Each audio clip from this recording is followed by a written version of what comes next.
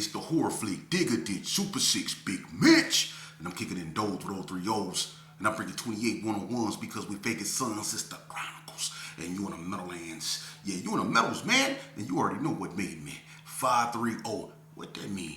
Oh, that boy's a desert baby. You already know. Hubba Dub, Scrub, 22-inch gold Dana Danes, and Big Bolo Yang could never be on McLean's, man. Welcome to Vegas Chronicles with the whole Super 6, Mr. Digger Ditch Big Mitch. And today, like any other day, y'all already know what we do. We kick actual factuals with no additives and no preservatives, just raw and uncut. Like what? Absolutely. Like summer sausages and crackers. Y'all already know. Welcome to Vegas Chronicles, man, with the host, Big Mitch. And today, let's jump off right, into it, man. I got a couple questions I want to answer. People ask me questions, I tend to answer them. One of them was, why don't I talk about Hillside or the Hillside Gangstaz? Well, number one, the Hillside Gangstaz came out after I was incarcerated, and I really don't know they like foundation like that. I know Winslow, Double O Winslow and all that. But as far as Hillside Gangster and stuff like that, I didn't become familiarized with them until I was in the penitentiary. You know what I'm saying? And no disrespect to Hillside. All the ones I met was with the function, and I always been stumped down riders. I don't speak on them because I don't know too much about them as far as them. What they, how much work they done put in, and I know that they were allies with the Gersons and stuff like that, especially in the war with the Rolling 60s. They were allies with the Gersons. Winslow Park has always, for the most part, been linked up with the Gersons. You know what I mean? But the Hillside Gangstaz, man, is a younger generation of them, and I don't know too much about them like that. But I intend to get some on here. Hopefully that pan out. You know what I mean? I'm gonna keep my fingers crossed, and I can get some Hillsides on here, man, and they can talk about their history. But the reason why I don't speak on them is because I don't know too much about them, like that. Although I heard a lot and I've met a bunch of them, but to actually witness them do what they do, I never was there, so I can't speak on them like that, But another question that was asked of me, and this is a good one, I think, and it involved the non-stop gangsters. And someone asked me, was the non-stop gangsters and the Gersons ever cool?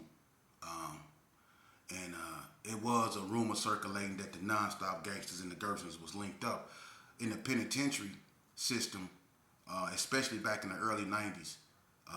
The non-stop gangsters and the Gersons on Indian Springs Yard, I say back in 97-ish, 98-ish, somewhere up in there.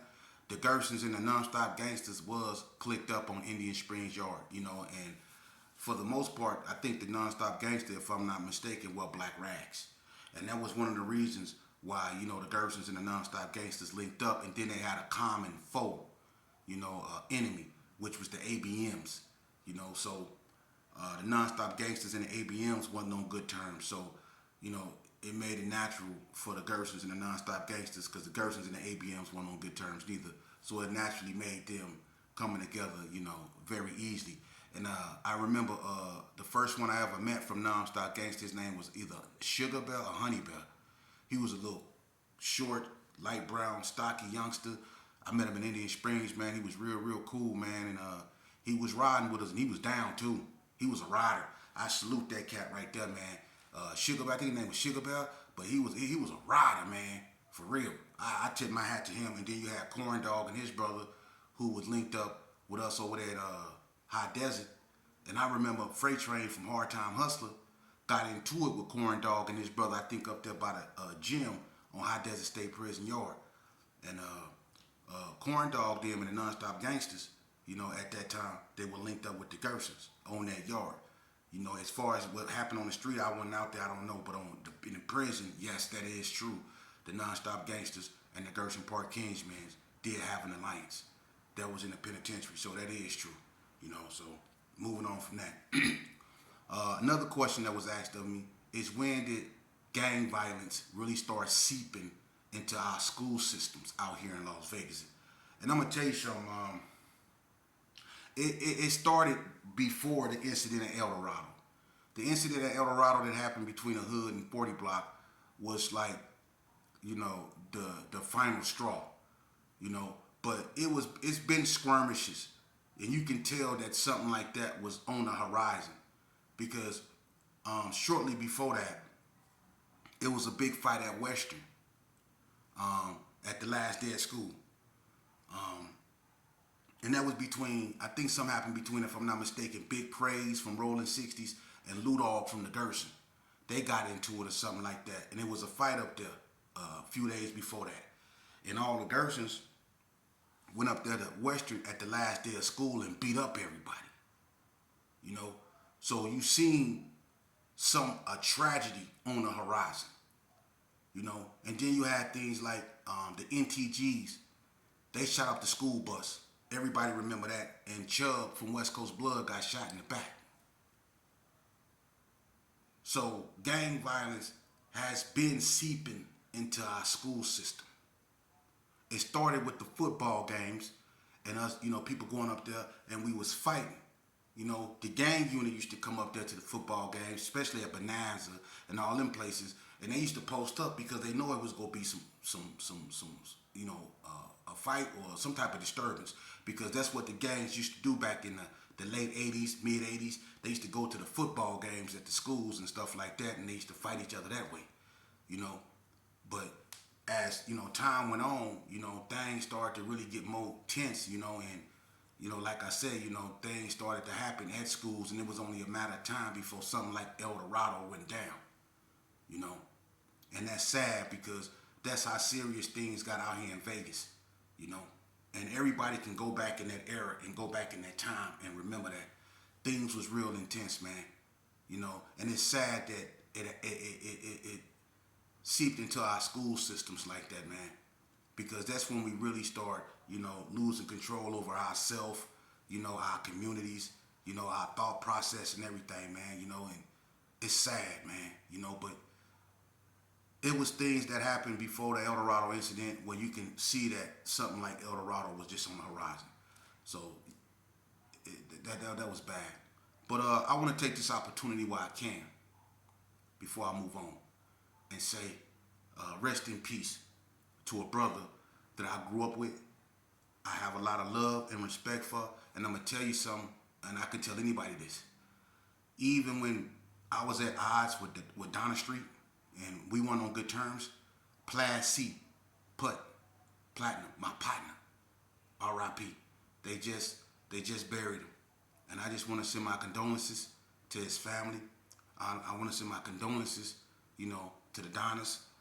Plaid C was a real one. And even when I got into it with the Donnas, he was one of the ones that kept a communication line. Me and Plaid C never got into it, just like me and Lil Dread. We never got into it. That was my celly in the jailhouse. We always was 100, And I'm man enough to say this right here, man. For people that watch my videos,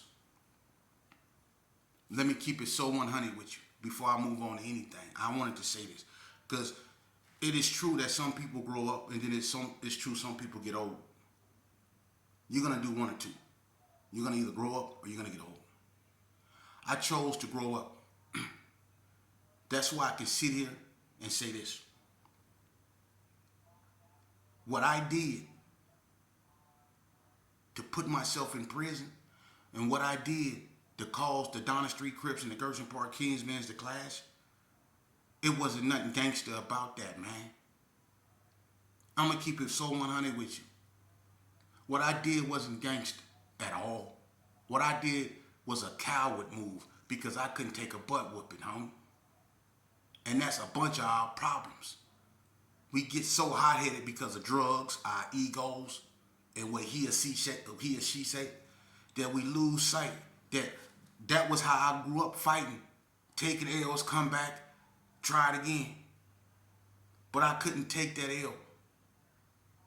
And the Donnas at that time were our homies. They were cool with us.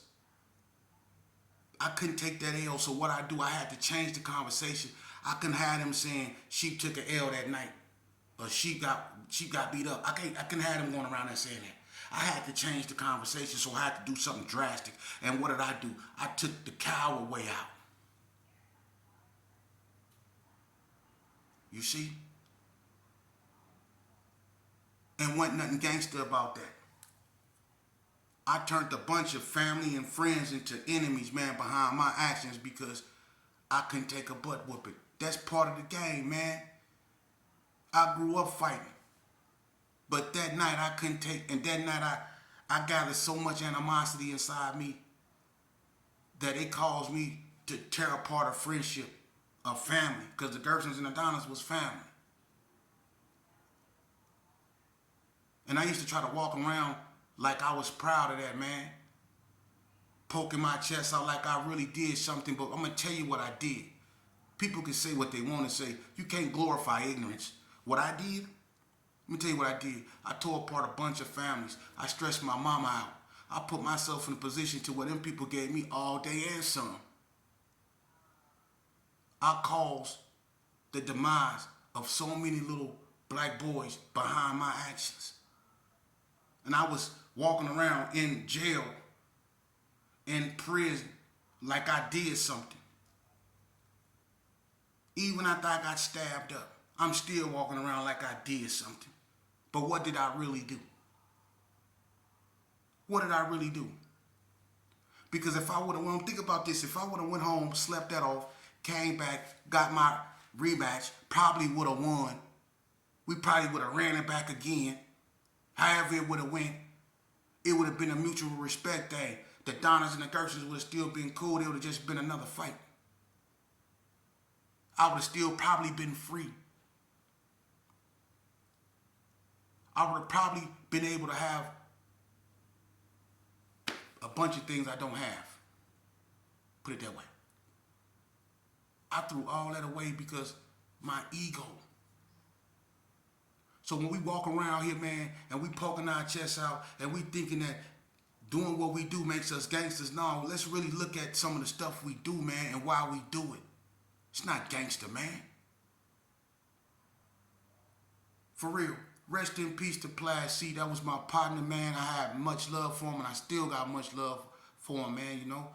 And I'm not going to spend my life, you know, going and telling people, you know, I'm sorry for this. You know, my actions show that I'm sorry for what I done. I can't change what I did in the past, and I can't live in it neither. But that don't mean I can't have a future, you know? And that don't mean that I can change a youngster so whether they can have a future. Because that's what it's all about, saving our youth, man. Not manipulating them, not manipulating the system, not trying to get money, you know, to do what I want to do on the low and put the face of the kids out there and do my devious work in the background. Nah, that's why a lot of people like me get bad names, because some of us is genuinely in for, you know, the youth, man. I don't need no money. I don't need that. God wake me up every day. That's priceless. Because a bunch of my homeboys is not here no more. And I know every morning I wake up, a bunch of people didn't. So the fact that God give me life and he wakes me up in the morning, that's another day to right my wrongs. And what better way to do that than to teach the youth? I done been through it, so they don't have to go through it, man. That's just how life is. But before I go, let me tell y'all this story. See, I had this homeboy. His name was Randolph. Randolph, he had two older brothers. One name was Hard Tackle, Nathaniel. The other name was Dragos, Ghost Monster. I grew up with them. We was childhood friends. Me and Randolph around the same age. Hard Tackle and Dragos is older. Dragos is the oldest. We grew up. His sister Tara, Renee, they mom, Eric, we grew up together. We family. Me, Prophet G, Lil Derek, Jerry, Dana Dane, D-Boy, all us grew up. We was a clique. We hung out together. You know? And that's when Ski Dog, Freak Dog, Baby Gangster, Lee Gusta, Lil Gus, all them, they hung out. You know, that's when Trip Mac and Fool's Dog used to get into it with each other. We used to have little cliques in the Gerson. And sometimes, we used to fight the certain cliques. But anyway, you know, me and Randolph, we grew up together, man, you know, and we been to Elko and stuff like that. Randolph was real close with Prophet G. You know, his family is another legend. Is legendary within the Gerson. But, you know, as we grew up, you know, I'm going to make this kind of quick. As we got older, we went through the same things in life. Randall was a hustler, had long hair, kept jewelry, kept a whip, he was doing his thing, you know what I mean? Randall was A1 day one since I known him. His brothers was too. But as we got older, this game right here, it can tear you apart for real. And I'm using him as an example because this game has taken so much from him. I know him. I know his story. And I'm not going to put it all out there like that, but this game has taken so much from him. And we can love something so much that we can get lost up in that. Sometimes we love something so much we tend not to, we tend to neglect ourselves. We tend not to love ourselves sometimes subconsciously, And that's why we put ourselves in them positions, But Randall, man, he got caught up. He caught a case, and I think he was behind one of his brothers. I'm not going to go there, but he ended up going to the joint, And I'm going to tell you something, man. This game is cold, because first he lost Dragos, his oldest brother, And I'm not, like I said, going to get all into that, man, because this ain't to peel back no old wounds.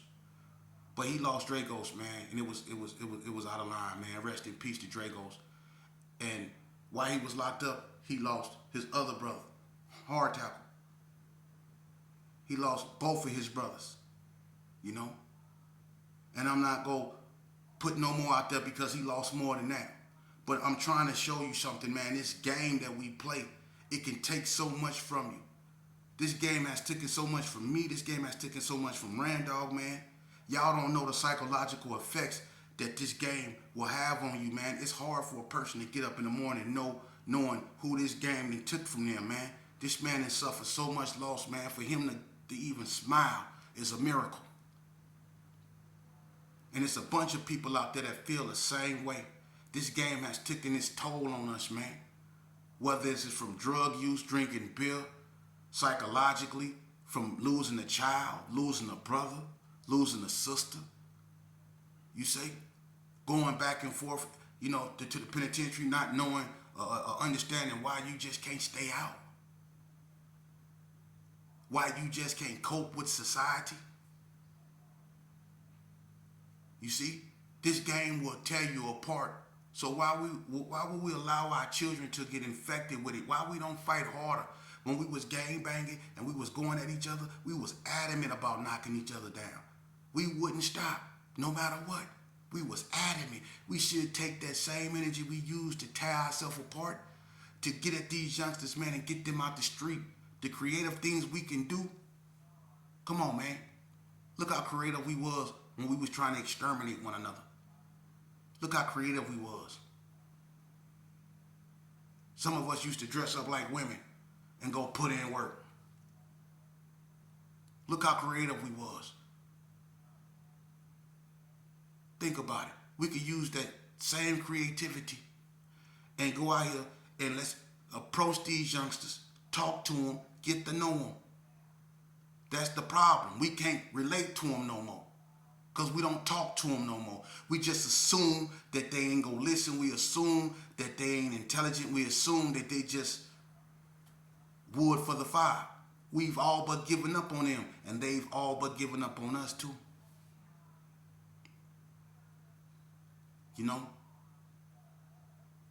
And when a kid don't find love at home, whether it's in his home or in his community, he gonna go look for it somewhere else, man. And he gonna get your attention. They gonna get our attention one way or another. Why you think they're being unruly? Why you think our children is out there in the streets doing what they're doing? A lot of them dudes, a lot of them children are crying out for help, man. I was crying out for help when I was doing what I was doing. I was crying out for help, man, the whole time. For real. And a child shouldn't have to go to the penitentiary just to get old, to heal. And it seems like that's what we do. We commit crimes and we go to the penitentiary. They take our youth from us and we come out mid-age or older and we try to readapt to a society that's moved on without us. And 9 times out of 10, we go back. That's why recidivism is so high. It's around 78, 80-some%. Because we get these lengthy periods in prison and then we come out here with an institutionalized mind. in a society that's moving like this. They on 5G right now, man. Everything is moving like this so fast, man. And you coming out of a controlled environment where you really can't do nothing until they allow you to. You come out here and people just moving fast. You see? It's hard to connect. And what happens? 9 times out of 10 people go back to doing what they normally do. Some people go back to drinking. Some people go back to doing drugs. Some people go back to stealing, burglarizing, or whatever it was that they did. You see? Because they can't connect to society. Of course, it's a choice. Yeah, it's a choice. But we're not going to be naive. Think about it. I almost went back to prison, man. Every day I wake up, and every day I sit in this chair, and every time I open my mouth, and every time I tell y'all part of my history, my life, man. I know it's people out there that's gonna criticize me. It's people out there that's gonna say he lied. It's people out there that's gonna do all that, man. I knew that before I took on this mission. That's just how it is. But people know me, and they know the work I put in. Am I lying about that? See? When you try to do good, it's hard for them to believe. But when I was in them streets, and I was doing what I was doing, I bet you they would never tell you I was lying. I ain't never been accused of being a liar when I was gangbanging. I ain't never been accused of being a liar when I was gangbanging. So why I'm being accused of being a liar when I'm trying to do the right thing? That's crazy. When I was doing the wrong thing, I ain't never been accused of being a liar. That's crazy, huh? Hey, youngsters. Love those that love you, but don't let love mess up your vision. You understand that? Get up out them crowds, man. Don't none come in crowds but flies, snitches, and bacteria. Get up out them crowds, man. Go home. If you got a child, raise it. You don't need no group of people, man. That's not going to validate you, and y'all not going to listen to me, you know. But these words will come back in your mind, especially if you're sitting there in front of a judge looking at 80 years, or if the feds kicking your door. Y'all going to want to hear everything I'm saying now. You might as well get it for free. Because the truth is going to be there whether you want to accept it or not. It ain't going nowhere, and I'm giving it to you for free, man. Get away from them crowds, man. Can't nobody love you more than you love yourself, man. Ain't nobody gonna do for you more than you do for yourself. Quit leaning on these dudes, man. Stand up on your own, too. Your mama brought you in this world to be upright. Use your own bipedalism. You know what bipedalism is? The ability to walk upright. Bipedalism. Use your own bipedalism, man. Your own ability to walk upright. Stand on your own. And you teach your children that, man. These streets don't love no one, and the internet is undefeated. For real. So my thing is right here, man. If y'all want to boycott something, while y'all talking about boycotting Trump, let's boycott these streets. We ain't never boycotted that. Y'all talking about let's stay at home on April whatever, when everybody's supposed to be protesting Trump or whatever. Let's boycott these streets. When we gonna do that? Let's boycott black on black violence. Let's boycott what fuels that. When we gonna start doing stuff like that? Anything that cater to disrespecting our women, calling them the B word, or whatever, let's boycott that. Let's boycott the music that's continuously destroying our youth, that drill stuff, or that demon music. Let's boycott that. If you really want to make an impact, if you really serious about change, let's start boycotting the right things, man. For real. Let's start, before we worry about the White House, let's worry about our house. Let's clean up our house. Before we worry about the White House. Let's clean up our house, man. Because our house been a mess. We've been living in the filth. Let's boycott black on black crime. That seemed to be the biggest hindrance in our community, because think about it. Think about it. When they hold up a collage of pictures of little black boys, most of them rappers. Let's just use rappers. When they hold up a collage of pictures of these little black boys that's been alive, 30, 40 pictures, remember that probably 99.9% of those little black boys on that picture was unalived by other little black boys. So when we want to look at a systematic problem, let's stop being naive. Some medicine is nasty, very nasty, like castor oil. Self-acceptance